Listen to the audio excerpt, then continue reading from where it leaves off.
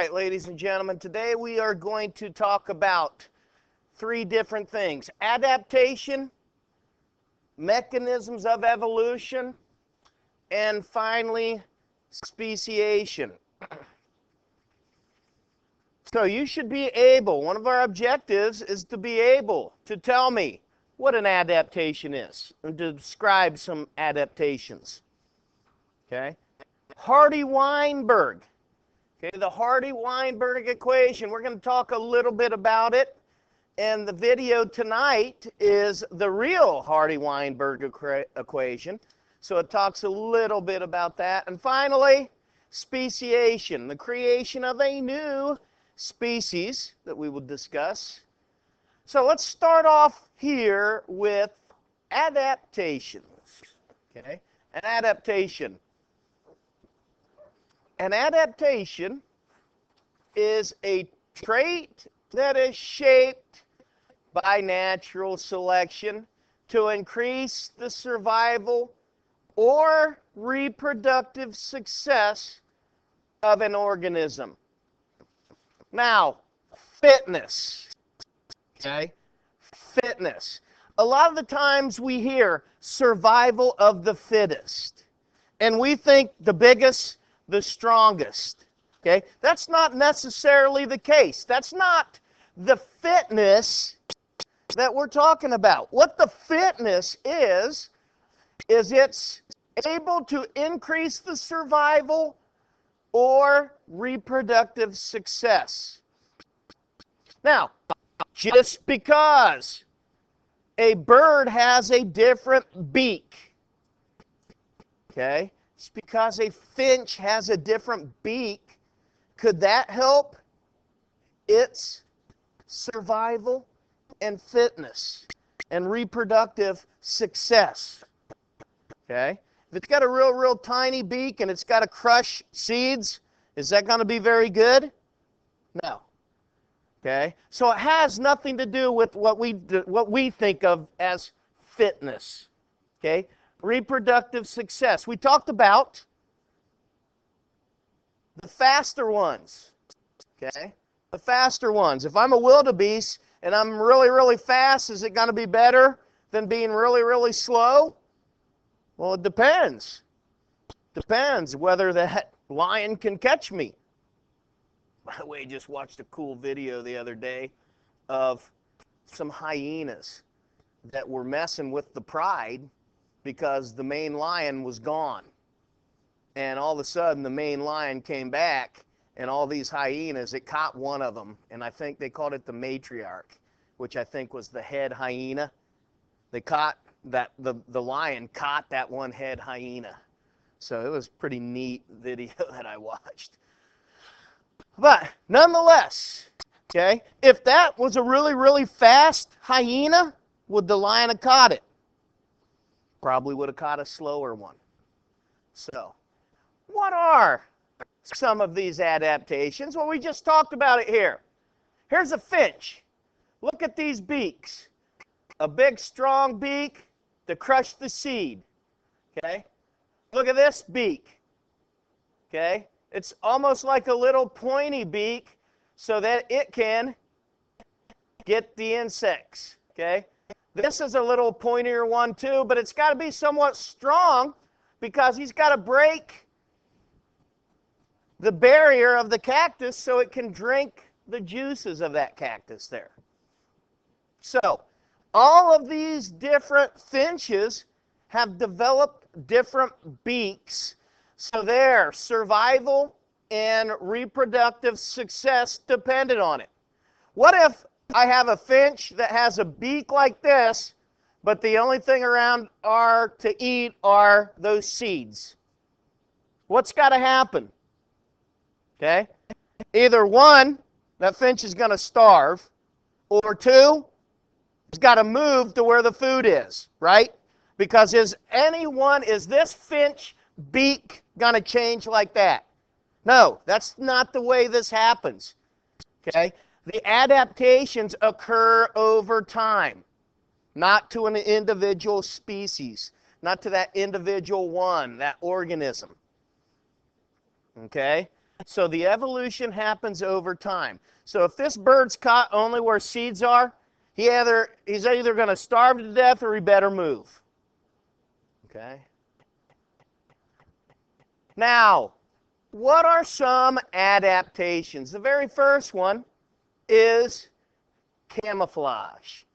We all know about camouflage, clothes they wear in the military. The camouflage we're talking about is similar to that, the ability to blend in. Can you see the insect here? Can you see the insect? He's blending in pretty good, isn't he? But right here, here's one leg, here's another leg. Right here is the head of the insect. So he blends in pretty good with that little tree branch right here, doesn't he? Okay, so do we think the bird's going to eat that insect? Probably not. I don't think the bird will be seeing him very good. Okay, look at that owl. Okay, he blends in pretty good with that bark in the tree, doesn't he? And this one I just thought was funny, so I put that one in there. Look at the poodle on the carpet there. Okay, now we wouldn't think, usually there's probably not going to be too many predators coming after that dog in his own house, but I just thought that that was kind of funny, the way that that poodle blended in with the carpet. Okay, probably the thing he's got to worry about most is getting stepped on by somebody. Mimicry. Mimicry is another adaptation. It is where one species resembles another. Okay, mimicry. Now, if you look at this guy right here, and look at this guy right here, are they the same? Absolutely not. Okay? They don't look the same, but the colors are the same. Right?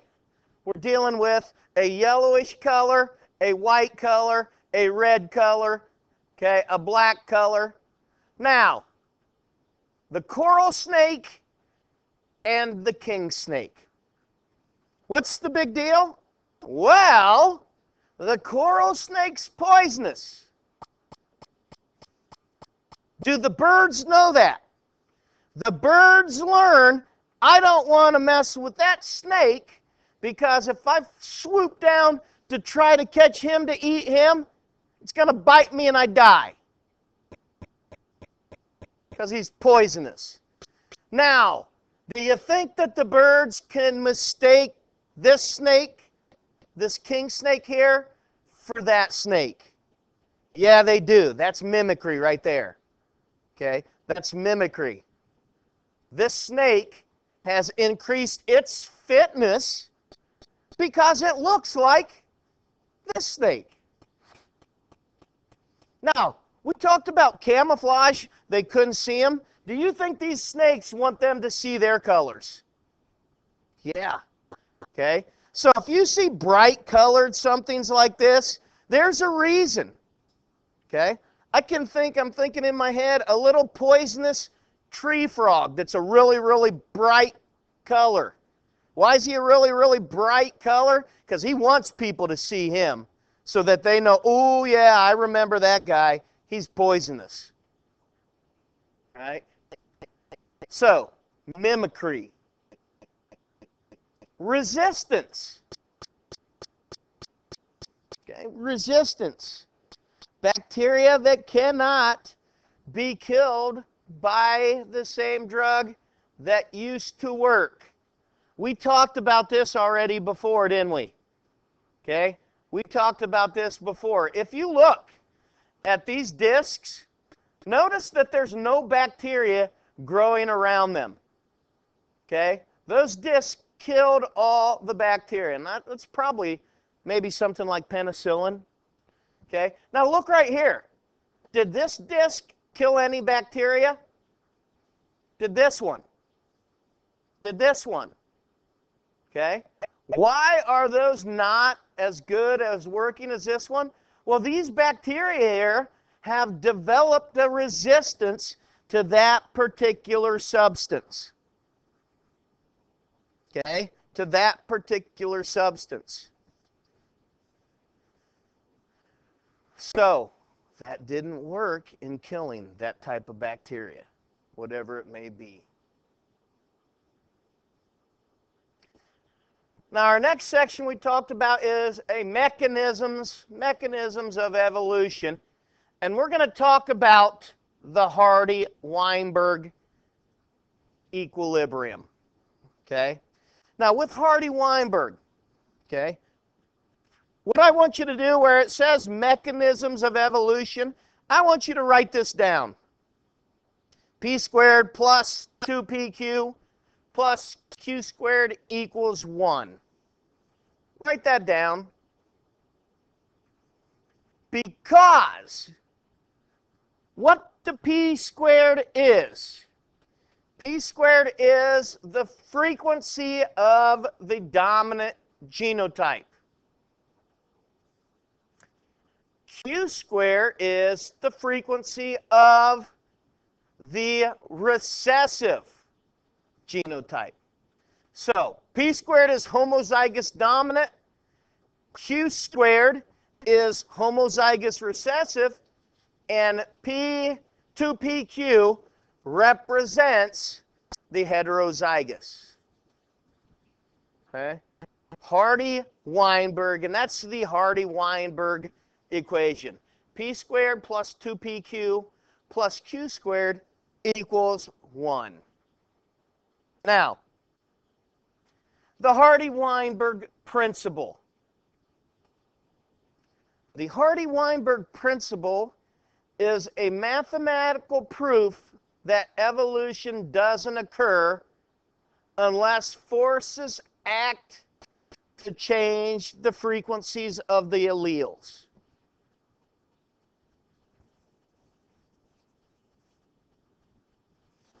So, it is an equation that says that we don't have evolution occurring unless forces act to change that specific type of equilibrium. Now, 5 conditions of Hardy-Weinberg. Okay, we're going to deal with this, and you'll probably see this again on the end of course. Something about these 5 conditions of Hardy-Weinberg. Okay? The first condition says that there cannot be genetic drift. Okay? There's no genetic drift. Well, what's genetic drift? Okay? Smaller populations. It says bigger problems occur in smaller populations. So one of the 5 rules or conditions of Hardy-Weinberg is that there cannot be genetic drift. A second one says that there is no gene flow. That means that no immigration or immigration, no coming in or going out of new genetic material. So no gene flow. The third condition is that there's no mutations.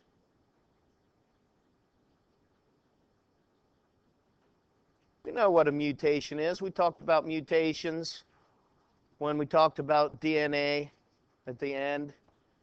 Okay? No mutations. Only random mating. There's no artificial selection. There's no selected mating that is occurring. The only mating that could occur has to be random.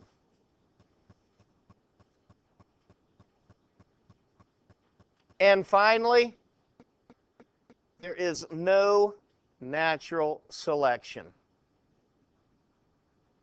Now, do you think in real life that these 5 conditions can be met. Do you think that there's all 5 of these are met at every single time? Okay? Not going to happen, is it? Because we have natural selection, don't we? We have gene flow, genes coming in and going out. Okay? There is genetic drift. Okay? We have large populations of things, don't we? Okay? Stop and think about the population of people. That's pretty big, isn't it? So, these conditions, these 5 conditions that have to occur is why Hardy-Weinberg doesn't occur. Okay? Because we never meet all 5 of those equations, or very rarely. Can we control mutations? Okay? Can we control mutations? If our body mutates, do we have any control over it? It just happens, right? Okay? Are all mutations bad? No, remember the good ones, the bacteria we just talked about. So these 5 conditions are Hardy-Weinberg. Okay? Those all have to be true for the Hardy-Weinberg equation and the equilibrium involved with it. Now let's talk about speciation. Speciation is the creation of a new species. Okay? And once again, and I don't know why, but I'm dealing a lot with these finches. Okay? The different finches. Organisms of the same type that can interbreed and produce fertile offspring.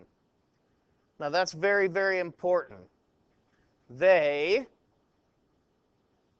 can interbreed because some different species can interbreed, but do they produce fertile offspring? Okay, that's the key. They can interbreed, but do they produce fertile offspring?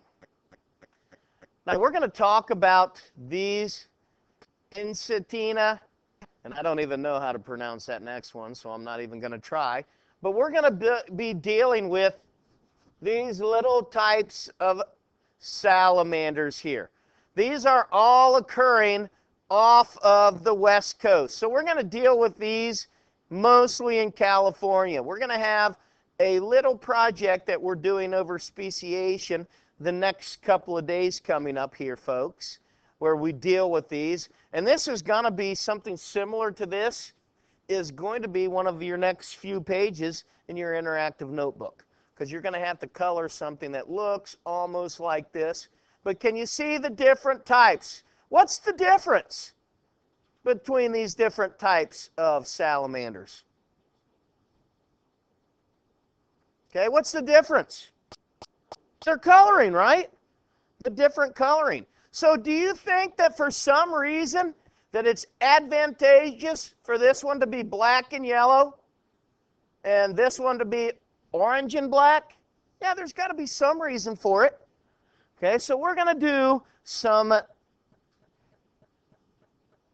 studies on this speciation with these types of species here.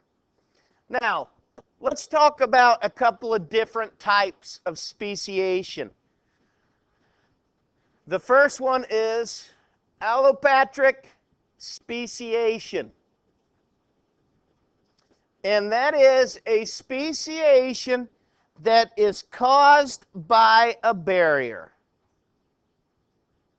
A speciation's caused by a barrier. If you look, the ones that I have here are these types of squirrels. Okay? If you look at these squirrels, those are more like, what are they? More like a little woodchuck or something? Chipmunk? Yeah, probably. Okay? But if you look at these, here's 2 different types. These ones are on the southern rim of the Grand Canyon. These are on the northern rim. So they have developed into different species based on a physical barrier. What is the physical barrier? The Grand Canyon. Now, what are the likelihoods of this little guy running all the way across the Grand Canyon to get to that little guy? Probably not going to happen. Probably not going to happen. I've never been to the Grand Canyon, but I'd imagine it's pretty big. Okay? So the physical barrier is the Grand Canyon. Now, could the physical barrier be a river? Could be. Okay, a river could be a physical barrier for some things. Obviously not birds. They just fly over it. Okay? But a river could be a physical barrier. A sympatric speciation is speciation that occurs when there is no physical barrier. Okay? If you look at this, okay, we have some sympatric because, look, there's a blue set of fish. Okay? A new species of fish has formed without there being a geographic barrier. Okay? And that new blue species to go around with the orangish yellow species here, it happened without a physical barrier. So a sympatric speciation is a speciation, a creation of a new species that occurs without a physical barrier. Now, look at these. Once again, we have a different type of trees. If we look here, we've got all these dark colored pine trees, but all of a sudden here, there's some new set of pine trees, a new species of pine tree in there. Is there any barrier? No, it just happened, right? Now look at this one. Is there a physical barrier separating? Yes, there are. So that's allopatric. The physical barrier being that water, that river that cut the forest in half. And eventually we have two different species of trees. Okay? So that's allopatric speciation compared to sympatric speciation.